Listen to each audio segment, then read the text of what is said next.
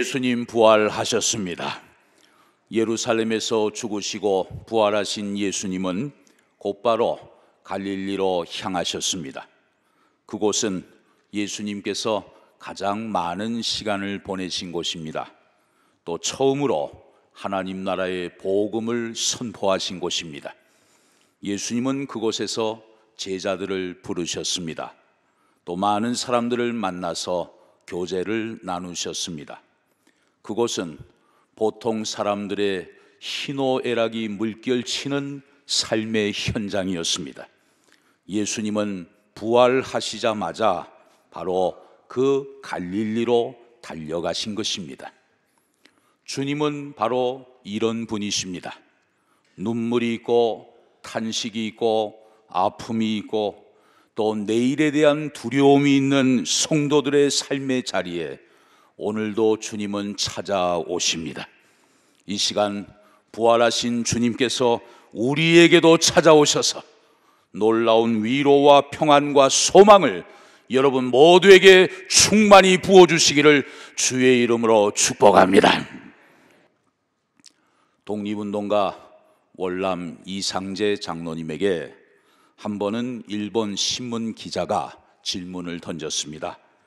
선생님, 간디는 평소에 100세를 산다고 했고 누구는 몇 세를 산다고 했는데 선생님은 몇 년이나 살 것 같습니까? 그랬더니 장로님은 그 일본 기자를 물끄러미 쳐다보면서 이렇게 대답했습니다. 이 사람아, 사람이 한 번 났으면 영원히 사는 것이지 죽기는 왜 죽어? 그렇게 대답을 했어요. 독립운동가로, 교육자로, 그리고 교회의 일꾼으로 의미 있게 일생을 보내신 이상재 장로님의 생애 비결은 한마디로 부활의 확신이었던 것입니다. 여러분, 이 세상에 태어나는 모든 인간에게는 반드시 해결해야 될 가장 중요한 두 가지 문제가 있습니다. 하나는 죄의 문제이고 또 하나는 죽음의 문제입니다. 인간은 어떤 존재일까요? 전도서 9장 3절 하반절에 보면 인생의 마음에는 악이 가득하여 그들의 평생에 미친 마음을 품고 있다가 후에는 죽은 자들에게로 돌아가는 것이라고 말씀합니다. 왜 인간의 마음속에 악이 가득할까요? 왜 인간은 일평생 미친 마음을 품고 살아가는 것일까요? 그 이유는 단 하나, 바로 죄의 문제 때문입니다. 인간은 예외 없이 범죄한 아담의 후손으로 태어나기 때문에 출생할 때부터 죄의 DNA, 즉 죄성을 갖고 있습니다. 그래서 어쩔 수 없이 인간의 마음속에는 악이 가득할 수밖에 없고 일평생 미친 마음을 품고 살아갈 수밖에 없는 것입니다. 그러다가 어느 날 세상을 떠날 때가 되면 지나온 날들을 돌아보면서 극심한 후회와 회한이 몸소리칠 정도로 자기 마음을 괴롭히게 되는 것이죠. 왜 내가 인생을 그렇게 살았을까? 찬송가 가사에 보면 내 평생 살아온 길 뒤를 돌아보니 걸음마다 자욱마다 모두 죄뿐입니다. 인간은 이 죄의 굴레에서 결코 벗어날 수가 없는 거예요. 그런데 여러분, 인간은 이 죄의 문제뿐만 아니라 필연적으로 만나야 하는 또 하나의 문제가 있습니다. 그것은 바로 죽음의 문제입니다. 히브리서 9장 27절에 보면 한 번 죽는 것은 사람에게 정해진 것이요 그 후에는 심판이 있으리라고 말씀했습니다. 인간은 반드시 죽음을 맞이하게 되는 것이고 이것은 하나님께서 정하신 것이라고 성경은 분명히 말씀하고 있어요. 어거스틴은 이런 말을 했습니다. 세상의 모든 것이 다 불확실하지만 죽음만은 확실하다. 아무리 우리가 몸에 좋다는 영양제를 먹고 하루에 몇 시간씩 운동을 하고 아무리 첨단 의술을 이용해서 우리의 수명을 좀 더 연장시킨다 하더라도 어쩔 수 없이 인간에게는 죽음의 순간이 찾아오게 되는 것이죠. 그래서 다윗은 이렇게 고백합니다. 시편 39편 4절 5절에 보면 여호와여 나의 종말과 연한이 언제까지인지 알게 하사 내가 나의 연약함을 알게 하소서. 하나님, 나의 종말 끝이 언제인지 알게 해주십시오. 나의 남은 연한이 언제인지 깨닫게 해주십시오. 그래서 내가 얼마나 연약한 존재인지를 바르게 알게 해주십시오. 주께서 나의 날을 한 뼘 길이만큼 되게 하셨다고 했습니다. 여러분, 우리가 이 세상에서 굉장히 오랜 시간을 사는 것 같지만 하나님이 보실 때는 한 뼘 길이만도 못한 거예요. 나의 일생이 주 앞에는 없는 것 같사오니 사람은 그가 든든히 서 있는 때에도 진실로 모두가 허사뿐이니이다. 그게 우리의 실존이에요. 이 죽음의 확실성, 이 죽음의 한계 때문에 인생은 너무나 허망하고 허무한 존재라는 것을 우리가 잘 알고 있지 않습니까? 그렇다면 오늘 영광스러운 부활주의를 맞이하면서 우리가 곱씹어야 하는 가장 중요한 메시지가 무엇일까요? 그것은 인생의 두 가지 본질적인 문제, 즉 죄의 문제 그리고 죽음의 문제를 우리 예수님께서 완전히 다 해결해 주셨다는 것입니다. 할렐루야. 그러면 예수님이 어떻게 해결해 주셨습니까? 죄의 문제는 예수님께서 십자가의 죽으심으로 깨끗이 해결해 주셨습니다. 전혀 죄가 없으신 예수님이 인생들의 모든 죄를 다 짊어지시고 십자가에서 대신 죽으시고 피를 흘려 주셨습니다. 그래서 그 피값으로 죄인된 우리를 구속하시고 단번에 우리의 모든 죄를 다 사해 주신 것이죠. 그러면 죽음의 문제는 어떻게 해결해 주셨을까요? 그것은 예수님이 부활하심으로 죽음의 문제를 완전히 해결해 주셨습니다. 인간은 다 죽을 수밖에 없는데 죽음이 인생의 끝인 줄 알았는데 예수님이 십자가에서 죽으시고 무덤에 장사된 지 사흘 만에 능력으로 부활하셨습니다. 그 예수님이 말씀하십니다. 요한복음 11장 25절에 보면 나는 부활이요 생명이니 나를 믿는 자는 죽어도 살겠고, 예수님을 믿는 사람들은 다 예수님처럼 죽어도 부활하게 될 것을 분명히 약속해 주셨습니다. 죽음은 인생의 끝이 아니다. 단지 잠자는 것에 불과한 것이다. 예수님 재림하시는 날 예수 믿는 성도들도 다 부활하게 될 것이고 천국에서 영생의 복을 누리는 가장 복된 인생이 될 것이다.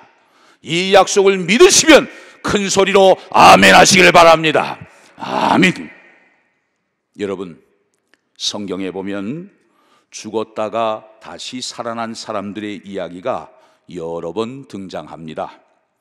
열왕기하 4장에 보면 수넴 여인의 아들이 죽었다가 엘리사의 기도로 다시 살아나는 사건이 기록되어 있습니다. 누가복음 7장에 보면 나인성에 사는 과부의 외아들이 죽었습니다. 지금 장례 행렬이 지나가고 있어요. 그런데 예수님께서 관에 손을 대시고 죽은 아들을 향해 명령하셨습니다. 청년아, 내가 네게 명하노니 일어나라. 그 말씀을 듣고 죽었던 아들이 일어나서 말도 하게 되었다고 성경은 증언하고 있어요.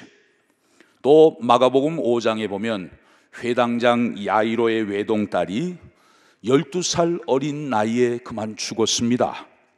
주변 사람들이 죽은 어린아이를 생각하면서 울며 통곡했어요. 그때 예수님이 사람들에게 말씀하십니다. 울지 말라, 죽은 것이 아니라 잔다.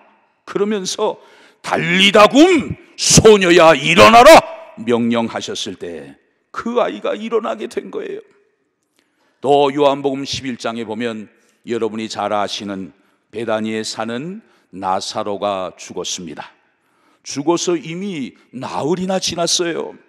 무더운 중동 날씨 때문에 무덤에 들어간 시신이 부패하기 시작해서 벌써 썩는 냄새가 나기 시작했어요. 그런데 그 시신을 향해 예수님께서 큰 소리로 외치셨습니다. 나사로야 나오라! 그 명령을 듣고 나사로는 손과 발이 배로 묶여진 채로 얼굴이 수건에 쌓여있는 그대로 무덤에서 나왔던 것이죠. 또 사도행전 20장에 보면 바울이 드로아에 있는 어느 가정에서 말씀을 강론했습니다. 그런데 밤 늦게까지 강론이 이어지니까 유두고라는 청년이 창에 걸터 앉아 졸다가 3층에서 떨어져서 죽는 사고가 발생했어요. 그런데 하나님께서 바울을 통해서 그 청년을 살려주셨지요. 여러분, 이런 사건들은 정말 놀라운 일들이고 참 대단한 일들입니다.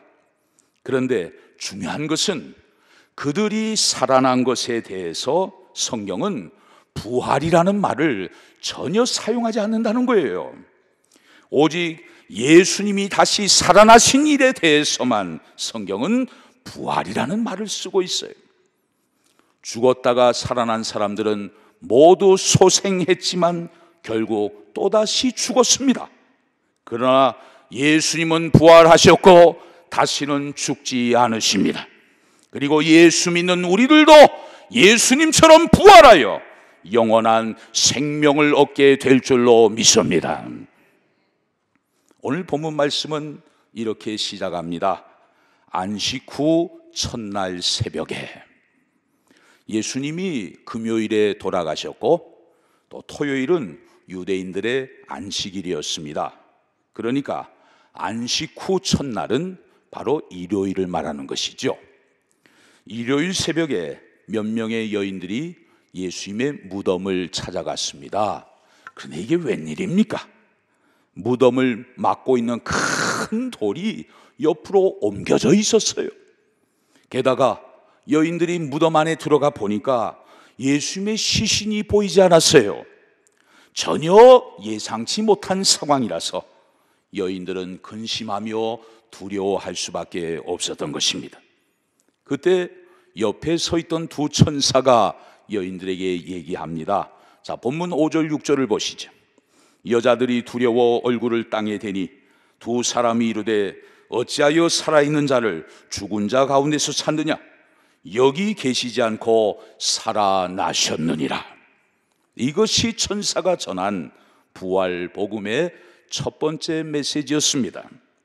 그리고 사도행전 2장에 보면 성령 충만한 베드로가 군중들을 향해 담대하게 선포했습니다. 너희가 십자가에 못 박아 죽인 예수를 하나님이 능력으로 살리셨도다. 우리는 분명히 보았느니라. 우리가 예수님 부활의 증인이로다. 이것이 초대교회 사도들이 전한 복음의 핵심 아닙니까? 여러분, 성경은 그냥 추상적이고 관념적인 부활 논쟁을 허용하지 않습니다. 예수님의 부활이 사실이냐 아니냐? 합리적이냐 불합리적이냐? 이게 가능하냐 불가능하냐? 이런 것을 토론하지 않아요.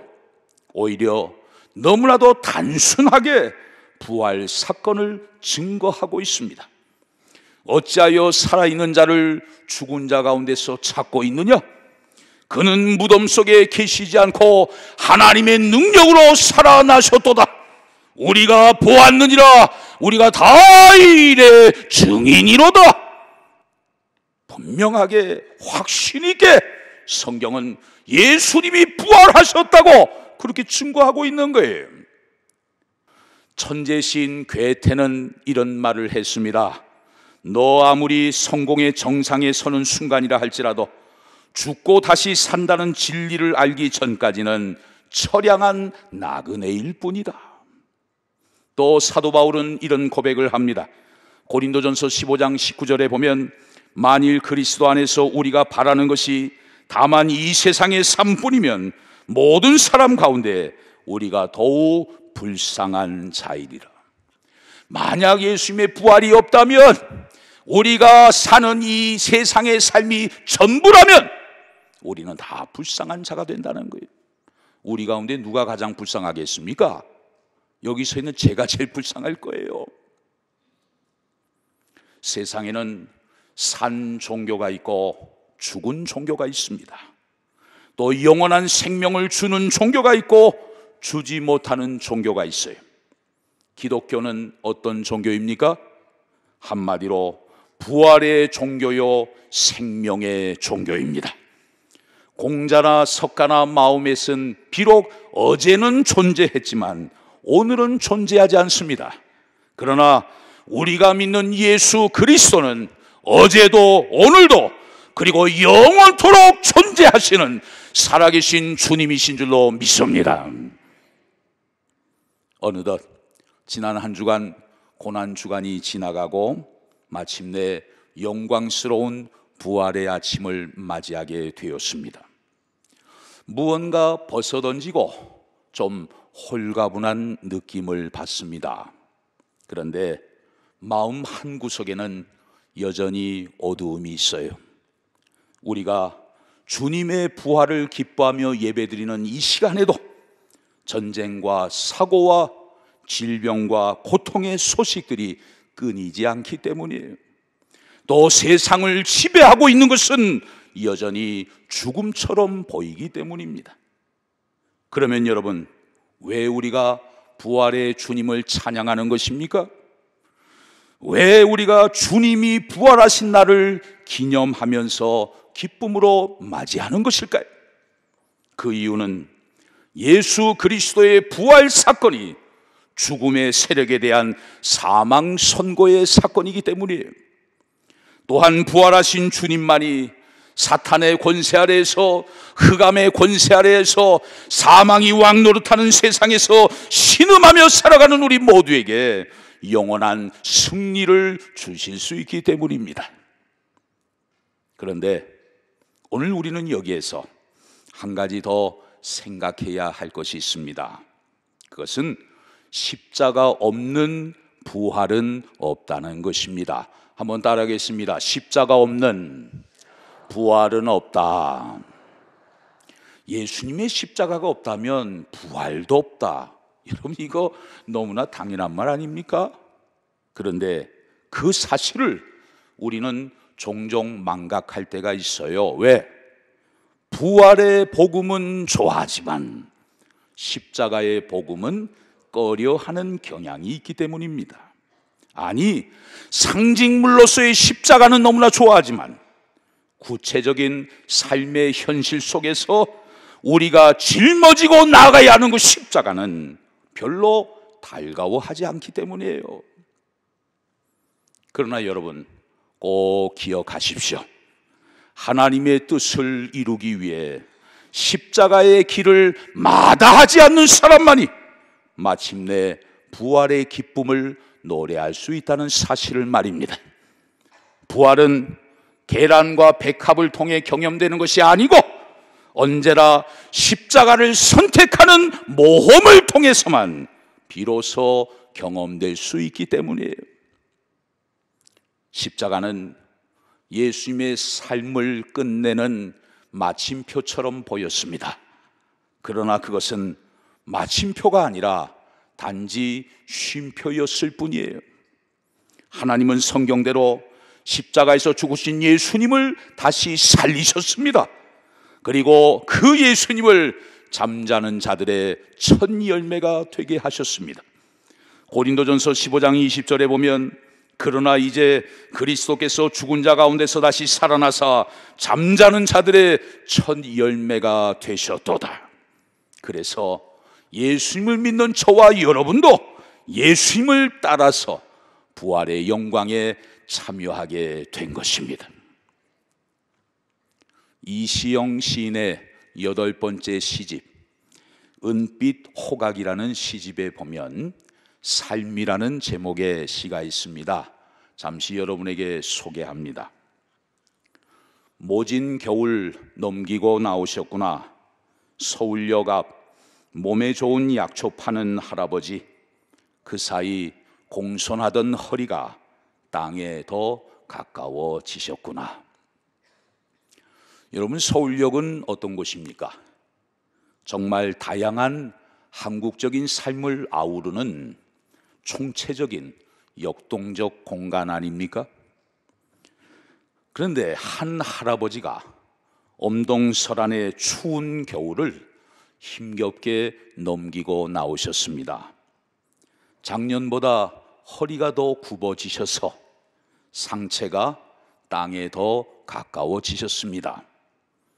그런 연약한 할아버지가 현재를 바쁘게 살아가는 사람들에게, 그것도 서울역 한복판에서 몸에 좋다는 약초를 팔고 있습니다. 왠지 모순된 아이러니한 인생의 한 단면을 보는 것 같습니다. 시인은 이어서 또 이렇게 인생을 관조합니다.